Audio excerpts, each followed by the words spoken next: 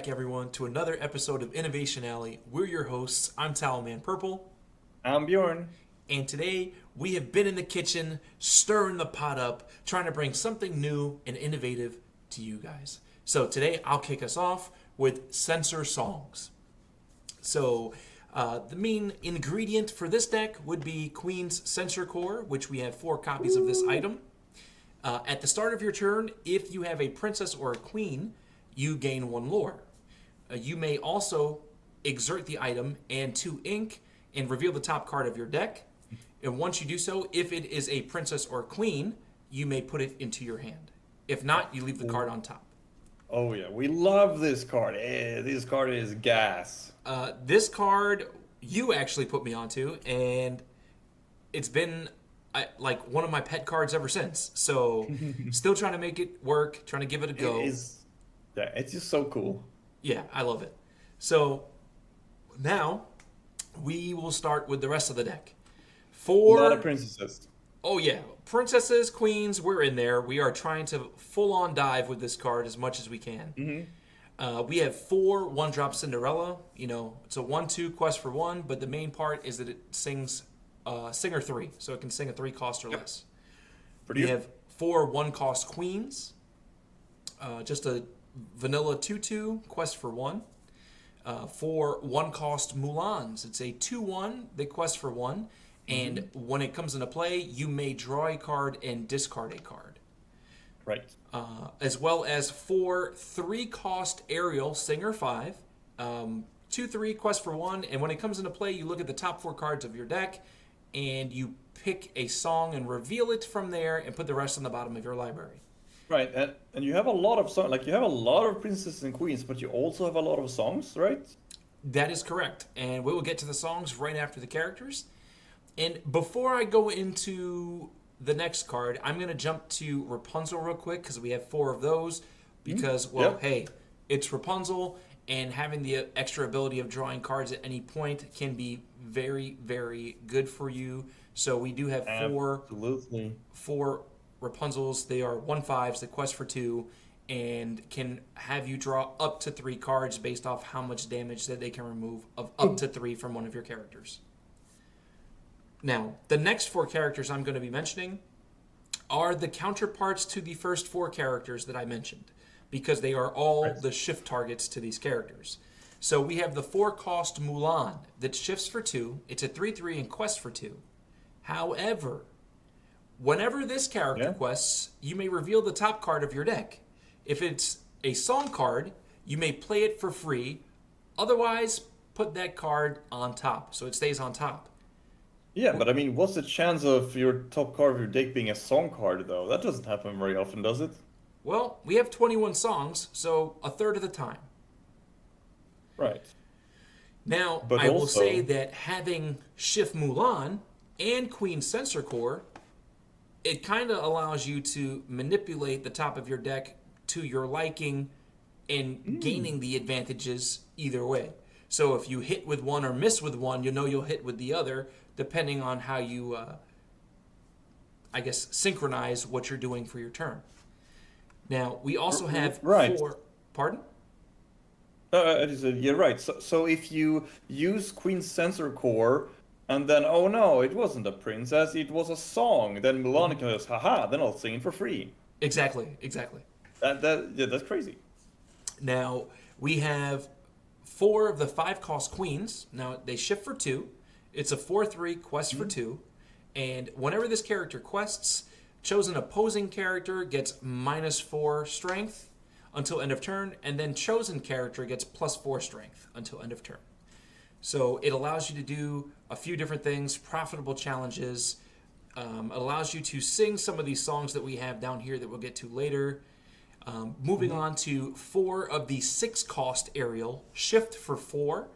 Now, she's a 3/8 that quests for 2, and whenever you play a song, you may pay 2 ink to deal 3 damage to chosen character. So it is extra damage being dealt for an additional 2 ink. Which, I don't know for you, but for me it has been absolutely phenomenal. Pretty good. And then rounding off the characters, we have 3 of the 7-cost Cinderella She shifts for 5, has resist 2, she's a 5/5, quest for 3, and whenever you play a song, she may challenge readied characters that turn. Absolute behemoth. So it's just it's phenomenal. I have a lack of words for it. It is that good. The card is insane. We'll go on to the songs. We have 3 2-cost bare necessities. Now, this card lets you reveal your opponent's hand. You choose and discard a non-character card from it, and that's very useful, especially in this current meta. You know, I think where 2-drop Ursula is starting to see some more play in these Emerald decks, I think Bare Necessities just has a wider range of what it can hit, and in a Songs deck, it makes more sense. Of course, you have your 4 standard copies of Let the Storm Rage On. 3-cost song, deals 2 damage to chosen character, and you draw a card. 4 staple copies of Strength of a Raging Fire, also a 3-cost song. Deals damage to chosen character equal to the number of characters you have in play. We have 4 copies of And Then Along Came Zeus, which is a 4-cost song. This one deals 5 damage to chosen character or location. Then we have the standard 5-cost Whole New World of 4 copies of this card as well in a song deck that says each player discards their hand and draws 7 cards. So you replenish what you're doing, which is probably when you have like an aerial shift like the Sonic Warrior in play, because it'll help you clear the board to any metric. And then our last card in the song category, we have a pair of Grab Your Swords. 5 cost, deals 2 damage to each opposing character. So there you have it. This had a little inspiration from Matt and his wife, seen at locals recently. And so I want to shout out to them, and a little bit of inspiration for Kevin as well. Shout out to you and your squad out there, the Augusta boys in Georgia. I just want to say that I appreciate each and every one of you guys. Now, Bjorn, I know you have something cooked up, something super sizzling over here. Let's take it over to your Amethyst Sapphire Location Turbo. Now, talk to me about this. What's going on here? Well, I have 20 locations if you scroll down. And we can play out a lot of these, you know. Wait a minute. 1 second. You just said you had 20 locations. I thought I was the location guy. What's going on? Yeah, I know. What is this? Well, look at me. I'm the location guy now. Hands up, don't shoot. Oh, man. That's great. Yeah, we got some great ones. You know, the library and Queen's Castle. You know, they draw cards. Motunui is like the library, but instead of drawing card, we ink the character instead. Okay, so it supports ramping some. Yeah, and then the Fairy Ship, which is it's a 1 cost, 1 drop, 4 willpower, 1 lore, great. Yep. And Merlin's Cottage. You're not the only one that can look at the top card of your deck. This is true. I can too. And I like it. Aside from just being a 1-cost location, even though it doesn't have a lore, just having locations down is very beneficial for this deck. But additionally, knowing what the top card of our deck is actually matters for a couple of our characters. Okay. Yeah, so if you start from the beginning, I of course have the classic trio of Churnbox followers, Diablo, and Magic Broom, because they are just fantastic on their own, but also we have the library. So they're gonna draw 2 cards each instead of 1 card each. Yeah, some undeniable synergy. Fantastic. Yeah. Or, if you put them on Motunui, they will draw 1 card and then become ink. So they are 1-drops that you want to banish them, and you can banish them by yourself. And when you do, you both draw a card, and then again, you either draw another card or you get an ink, depending on if you do library or Motunui. They're super, super powerful in this deck, for sure. Makes sense. Yeah. Then you got Merlin. It's a little bit of a strange card. It's not every day you see him, right? That's for What sure. he does is that if you name the top card of your deck, you get to ink that. So he's a 1-cost character that ramps when he quests, which is insane. But then you have what the top card of your deck is, or guess right. But that's where we have Merlin's Cottage. Right. There you go. Yeah, so play this Merlin on 1, play Merlin's Cottage on 2, and then you know what the top card of your deck is. Quest with Merlin, get free ink. It's that simple. Otherwise, you can probably just guess Merlin, because we have 10 Merlins here. Then I got Chicha. Okay. She Some extra draw power. synergizes. Yeah, she synergizes, of course, with Merlin. Like every time you ink twice on your turn, you get to draw a card with Chicha. And Merlin can do that. Motunui can do that. That's true. So we got 2 different ways of ramping, and therefore she draws us some cards. Okay. And she has support too. Absolutely, that support comes in clutch, just like Merlin Crab, which essentially also has support in that when you play him, +3 to something else. And when he gets banished, +3 to something else again. Very, very good to be able to challenge the opponent's board. Makes sense. Love that card. Yeah.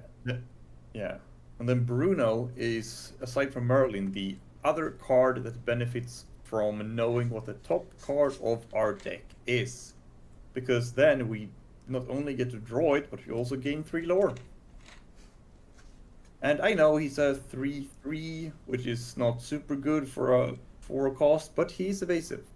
So just like the 4-cost Pascal, for example, he is a 3/3 that gains you 3 lore, but he also draws you a card here in this deck. Yep. Absolutely amazing. I mean, draws the card, gains lore. Yeah. That makes... Like it. And I got Treasure Guardian here. This guy is a like monster. This card a lot. I know, TowelManPurple, you're a little bit more iffy on it. You kind of want to remove it sometimes when we talk about this deck, but it's my favorite card that has to do with locations. I mean, I'll give it to you, right? Because its stat line is phenomenal, right? It's a 6/6. 6/6 is crazy. It's crazy. Just the only thing that can take it out in a challenge is a Maui. And then it takes it back. Even the Maui Shark takes Maui Shark back, Yep.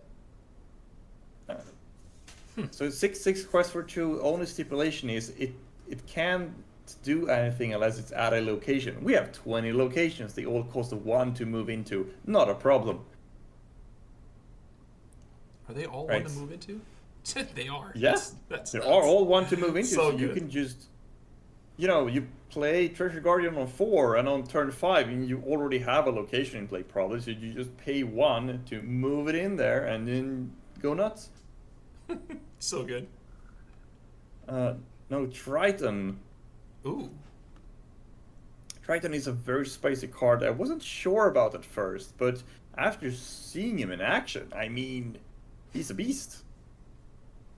It's a 3/4 that is evasive on your turn, so perfect to take out those pesky Diablos. For sure. But also, whenever a location is banished, you get to ink it. Like, your opponent takes out your library. Okay, well now that library is ink.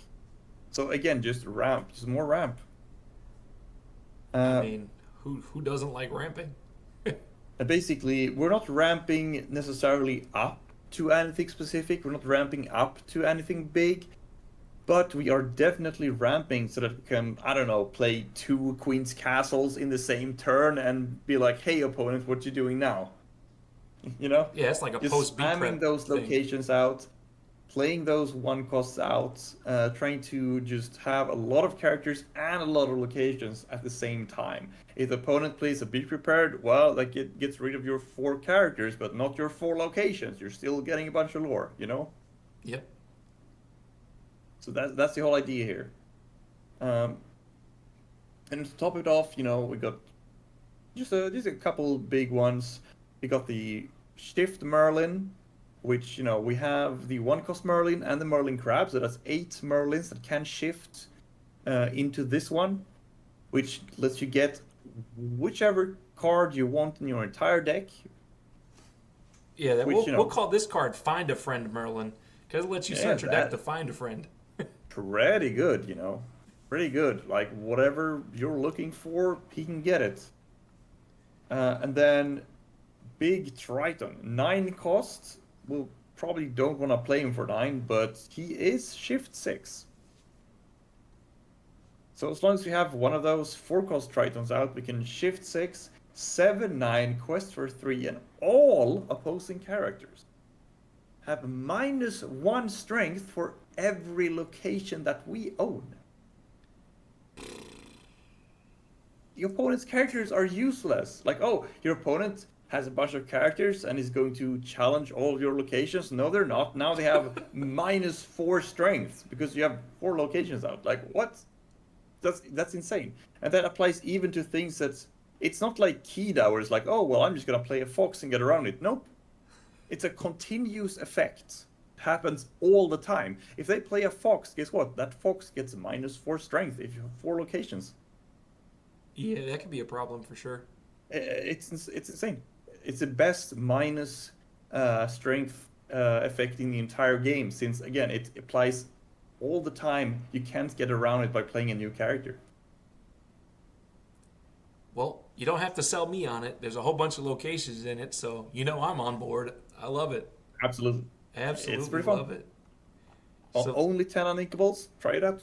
10 unequals. That's great. How many unequals did we have over here? 14.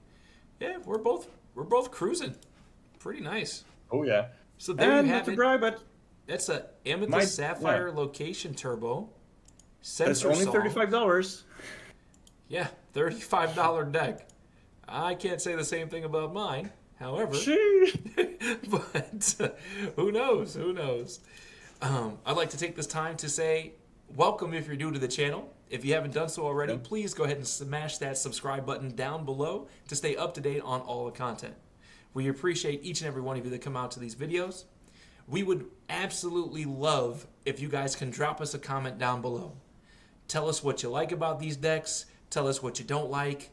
Tell us something that you think we could do to improve either one of them. Something you want to see on the next segment. Heck, tell us you tried the deck out and what the results were. You know, we'd love to hear from you. We respond and answer and notify each and every person that goes ahead and comments to us. And we just gratefully are appreciative of everyone in this community. Until the next time, keep innovating.